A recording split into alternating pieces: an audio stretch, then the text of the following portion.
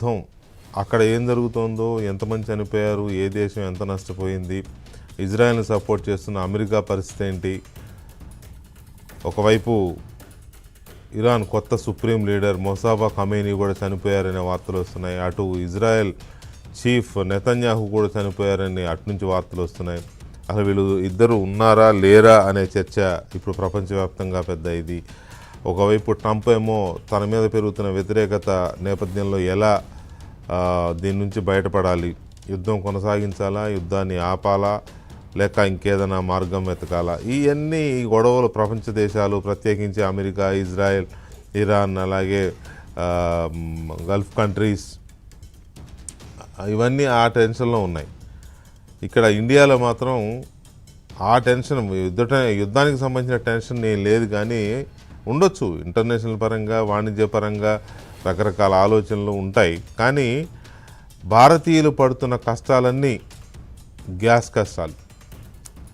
Gas మండిపోతుంది, gas దొరకడంలా.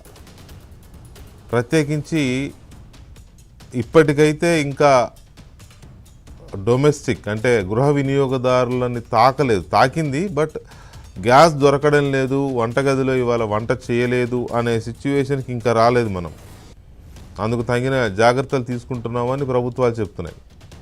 కానీ commercial అంటే వ్యాపార అవసరాల కోసం, వాణిజ్య అవసరాల కోసం, పరిశ్రమల కోసం, హోటల్స్ ప్రధానంగా హోటల్స్ కోసం ఇచ్చే సిలిండర్లని ఆపేశారు.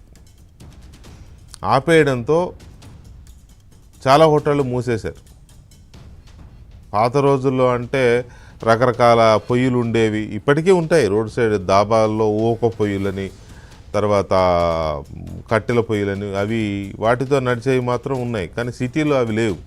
పల్లెటూళ్ళలో ఉండొచ్చు, లేదా హైవేల పక్కన రోడ్ల వెంట ఉండొచ్చు అలాంటి హోటల్స్, దాబాలు ఇవి.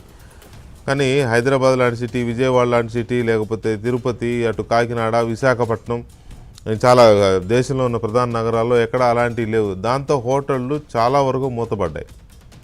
5 స్టార్ హోటల్స్ ఎలా నడుస్తున్నాయి అనేది వాళ్ళకుండా ఒక రకమైన పరపతి, లేకపోతే వాళ్ళకుండే స్టాక్ పొజిషన్స్ ఎక్కువ ఉంటాయి కాబట్టి ఆ సిలిండర్స్ ఉండొచ్చు. తర్వాత ఈ సిచ్యువేషన్లో ఇవాళ నేను ఒక దగ్గర టిఫిన్ చేయడానికి వెళ్ళాను. చిన్న హోటల్, అది రోడ్డు మీద పెట్టే బండి కాదు, అలాగని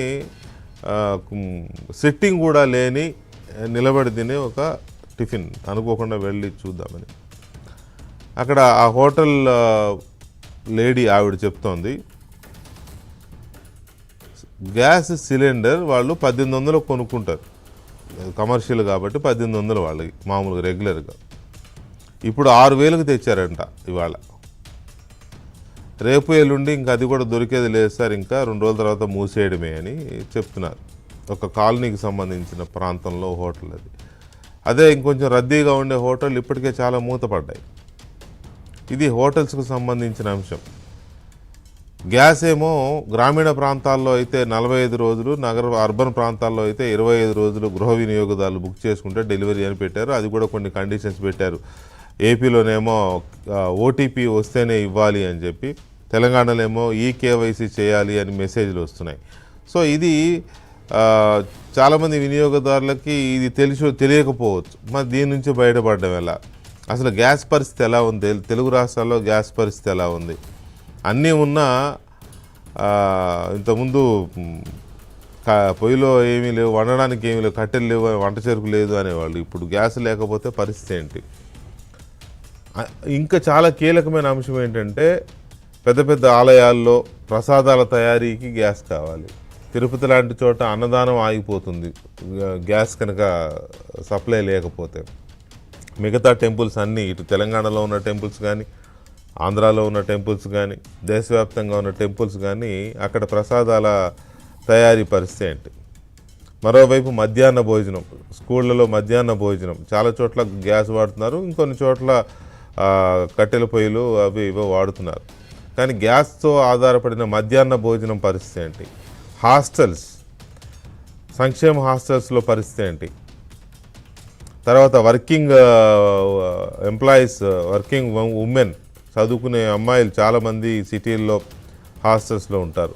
అక్కడ ఆ హాస్టల్స్లో గ్యాస్ కనుక లేకపోతే అవి హోటల్ నథింగ్ బట్ హోటలే కదా, అది కూడా వాళ్ళ పరిస్థితి ఏంటి? వాళ్ళకి గ్యాస్ లేకపోతే హాస్టల్స్లో వంట చేసి పెట్టే పరిస్థితి ఉండదు. వాళ్ళ పరిస్థితి ఏంటి? ఇక ఏపీలో ఇవాళ చూసాం మనం, అక్షయ్ పాత్ర, హరే కృష్ణ ఫౌండేషన్ వాళ్ళు కొంతవరకు సిలిండర్ల సంఖ్య తగ్గించుకుని వేలాది మందికి ఫుడ్ సప్లై చేస్తూనే ఉన్నారు. అన్న క్యాంటీన్స్ అలా ఉన్నాయి. అయితే అవి కొంత సిలిండర్ల భారాన్ని తగ్గించుకొని వేరే మార్గాలు వెతుకుతున్నాయి. సో ఇది ఎంతకాలం ఈ ప్రాబ్లం ఎంతకాలం ఉంటుంది అనేది చాలా పెద్ద సమస్య.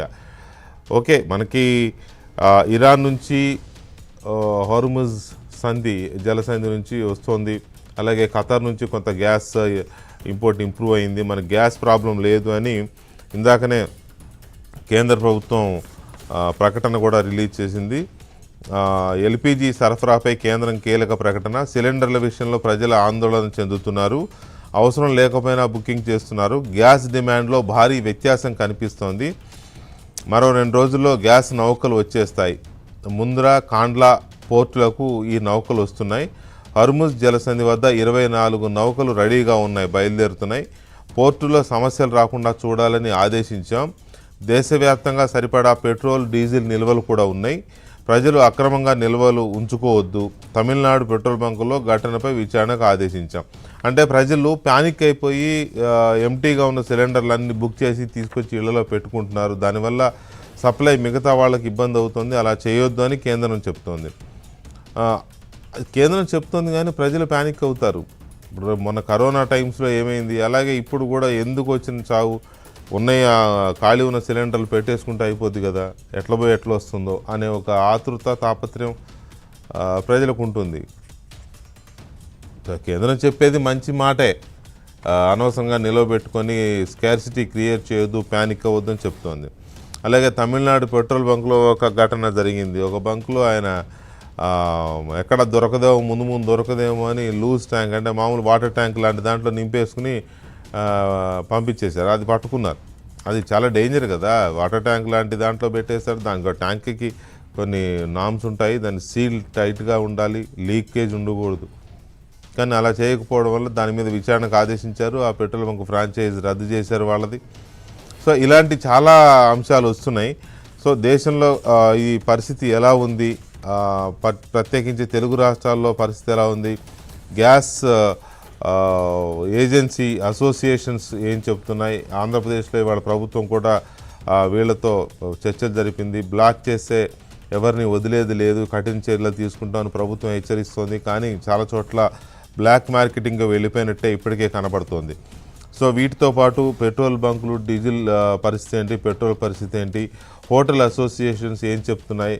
ఎందుకంటే ఇప్పుడు అంతా కూడా ఒకసారి చూస్తే స్విగ్గీ లేకపోతే జొమాటో ఇలాంటి ఫుడ్ తీసుకొచ్చేవన్నీ ఒక్కసారిగా ఆగిపోయినాయి. ఆల్మోస్ట్ అబోవ్ 50% ఆగిపోయినాయి. వాళ్ళు రోడ్డున పడ్డారు ఎంప్లాయీస్. పాపం నిజంగా చెప్పాలంటే ఆ పార్సెల్స్ తెచ్చే వాళ్ళు చాలా ఇబ్బందే, వాళ్ళకి ఇది లేదు, ఎందుకంటే హోటల్స్ మూసేశారు కాబట్టి. సో ఈ సిచ్యువేషన్స్లో ఓవరాల్గా